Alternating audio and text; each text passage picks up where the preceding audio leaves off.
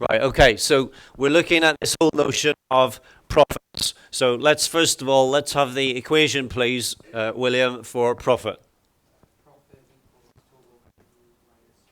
Profit is total revenue minus total cost, correct?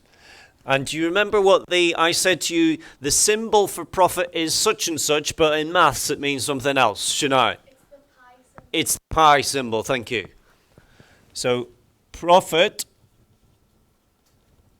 pi, not 3.142, etc., etc., etc., just profit in economics is equal to our total revenue minus total cost. Okay, and indeed, we can use exactly the same equation to work out whether we're operating at a loss. It's the same thing. You're going to plug the numbers in to the same equation. Okay, Phoebe, sorry. Phoebe, do firms want to make profits or losses? Firms want to make profits, okay, and why do they want to make profits? So that they can make money and, I mean, if they continuously made losses, what would happen? Would they stay in business? No, probably not. Right, okay. So they could probably sustain a loss for a period of time, but not an infinite period of time. So they want to be making profits. Jake, can you give me an example, please?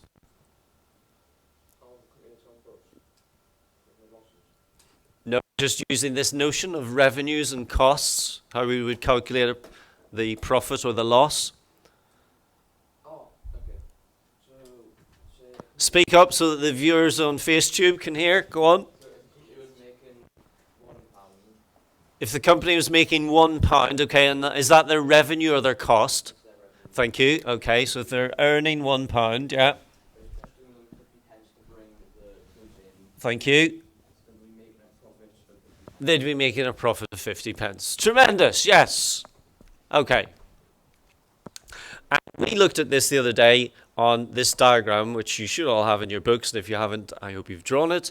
And this is known as the break-even point diagram, and there are a few very important points just to kind of focus in and zoom in on here. So we have this intersection of revenues and costs, firstly. So Beth, why is that important? Because like that's the middle wait, I'm confused what you mean by What could you, okay, she said that she's confused by my question. What could you say about revenues and costs at that point? They are equal, thank you. Yes. So at that point, revenue is equal to cost. Okay.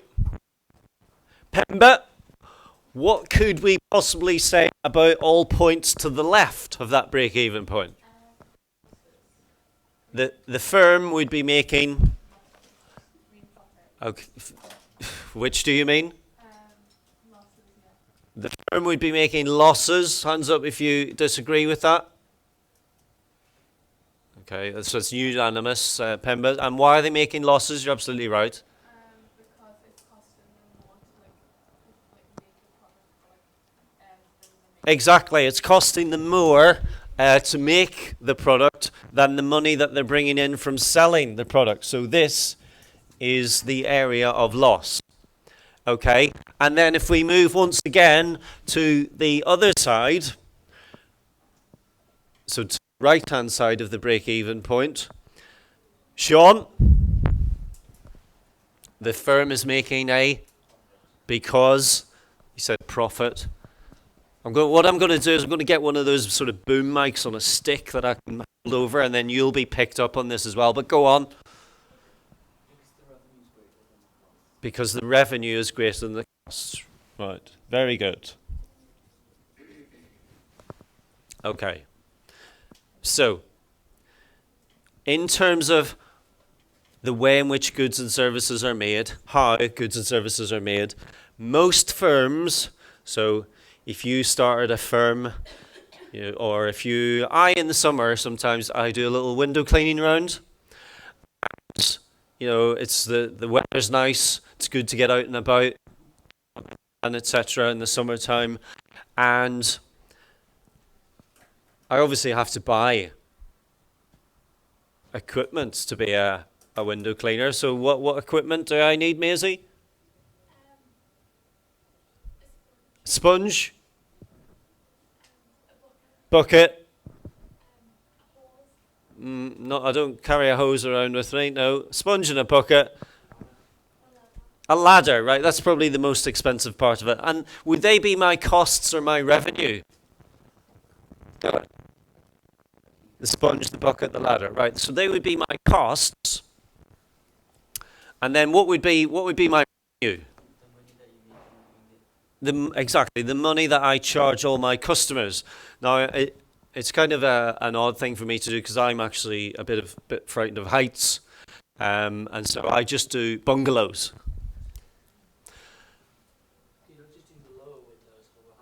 Sorry, it's late. Sorry. Uh, I don't think that would be a very popular service. I mean, I've never tried it, but you know, hi, I'm your local window cleaner, but I can only do the bottom ones. I'm not sure if that's a real good winner in terms of sales. Maybe next summer I'll try it and feedback. But I can obviously make, I can make a reasonable profit there because once I've paid for my ladders, I don't really need to pay that much for anything else. So that's a fairly easy way to kind of make some good profit during the summer months. A little idea for some of you in the future. Okay. Can you think of any organizations which produce lots of things for you and I, but they don't even need to make a profit? In fact, they don't even need to think about making profits.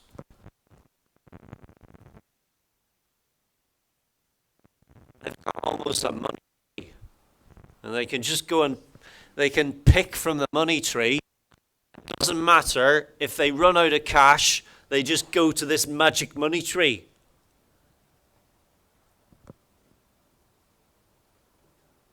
Grace. Okay, so this has just said schools, ladies and gentlemen. Perhaps for FaceTube, could you just elaborate upon that? Because they've got money from the government, so it's not like a business. It's not like a business. They've got money from the government. So what if Principal Waterfield ran out of money? I mean, what would happen then? And they would ask for more. Please, sir, can I have some more? No, who would they go and ask? Okay, no, specifically, let's be specific here, not Pacific, specific. Someone in charge of schools in the government. No. Someone in charge of finance. Okay, now we're talking, right? So who would called? Rishi Shunak. Hi, Rishi, if you're watching. Yeah, Rishi Shunak. Yes. Imagine if Rishi was watching. Wouldn't that be tremendous? Right. So maybe not. So Rishi, how does he get more money? So if all the schools in the land needed more money, I mean, why is Rishi? Is he some sort of miracle worker? He can just sort of alakazam, he can just magic up some money. I mean, what's happening here? Where does he get the money from, Charlotte? Taxpayers. Okay. So, any other places? So let's say, because taxpayers actually, a lot of people, I'm sure you saw the unemployment numbers yesterday, bit concerning. The northeast, actually, the highest rate of unemployment in the UK regions, unfortunately. So unemployment figures out yesterday were up quite a lot, and I'm sure they're going to keep going up. So if you're not in employment, you're not paying taxes. So what if Rishi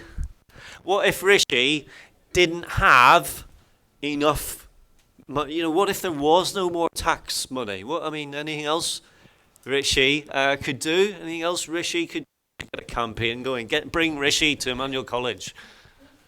And take money off other places that are getting it. Okay. Like reduce the ratios. Nice. bit of an opportunity cost there, isn't it? What does that mean? So, well, you should know that because that's something that we've done already. If you take, it's I've been off that message. it might have been off. Opportunity cost, anybody? Amy? Like the cost of something you spend it. The cost of the next best alternative foregone.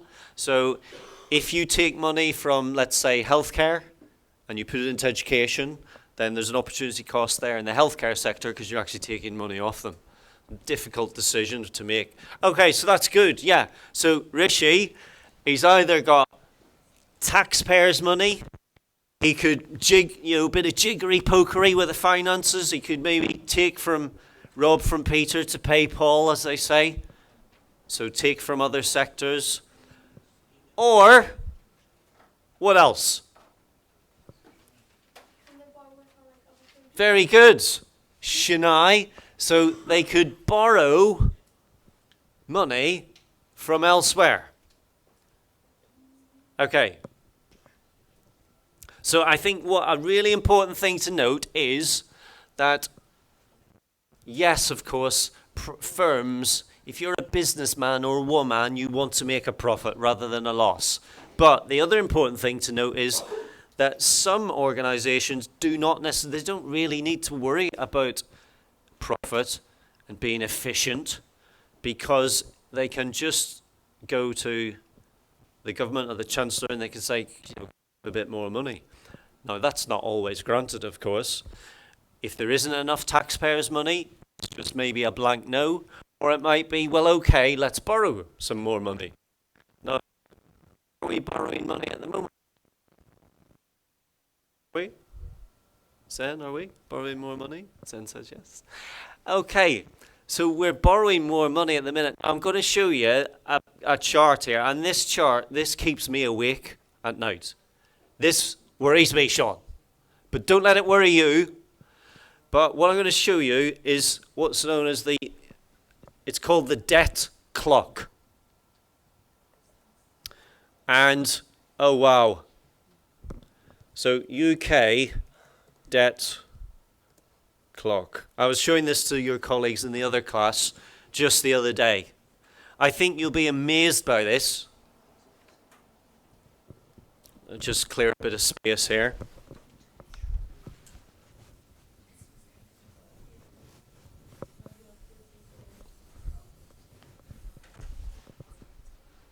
Right. So this is what's known as the UK's national debt. And I think at the beginning of the economics course, GCSE, we discussed the size of the UK's GDP. So it's gross domestic product, the value of everything produced in this country in a year. Does anybody remember what that was, that number? Jakey? Yeah. So 2.5, 3 trillion. Look at this. What is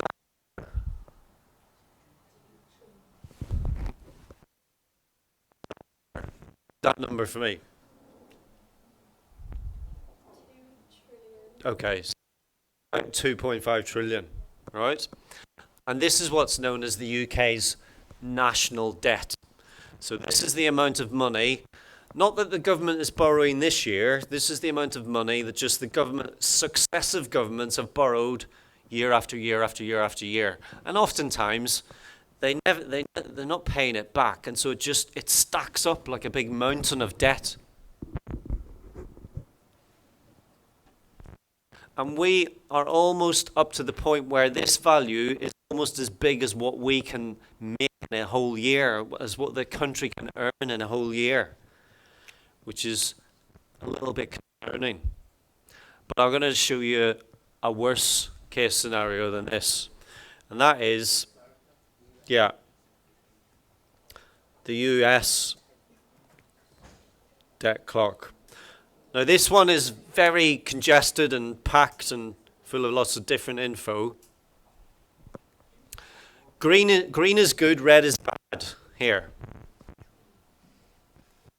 So here's one important number. So this is the value of America's GDP, and that is, Charlotte?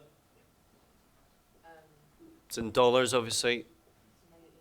Right. So America, so we were saying that in the UK we're like, between 2 and 3 trillion pounds.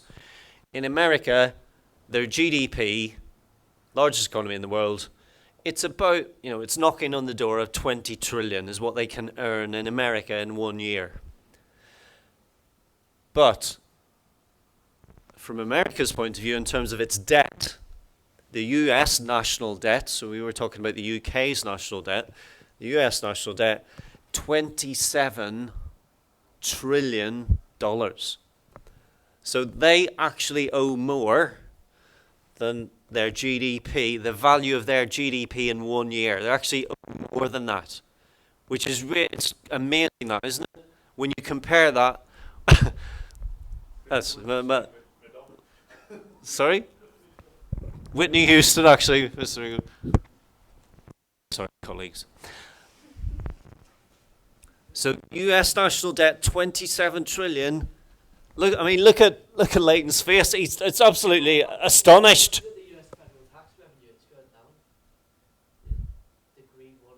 Well, probably because people being laid off, no jobs, and less money being paid into the coffers.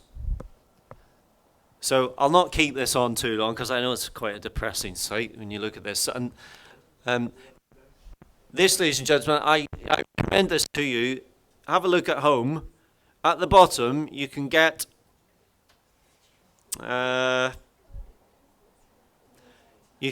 all the world debt clocks.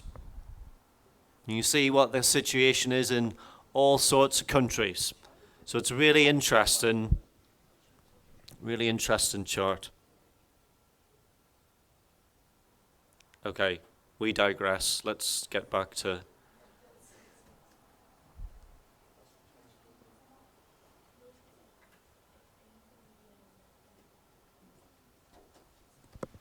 Okay, so we've now considered the how, okay? We've done the what, we've done the how. The how is, tell me what you've written in terms of how, please, Ahmad. To maximize profit, okay? Then, as a second point, have you said that not all firms or organizations need to make profit? Very important point. Not all organizations and institutions need to make profit or earn profit.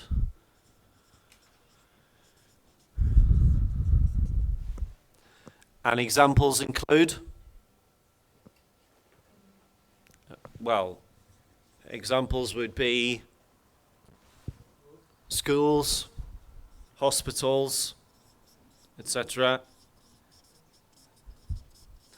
And why not need to? Because they can go to Rishi. So Rishi Shunak may be able to provide them with more money from what magic tree, Pemba? Exactly. So, might be able to get more taxpayers' cash. And even if he can't, girls, concentrate. And even if he can't, he could. So if there's no money forthcoming from tax revenue, he could go to and borrow. Yeah. So taxpayer, or maybe some more money. Okay. Do you think then firms that are run by the government would be as efficient as others? So say here we have a state school, and then I decide that I'm going to open my own school, the Economics School of Economics, and that's owned and run by me. Now, because it's private and owned and run by me, what will I want to make, Kamitha? Right.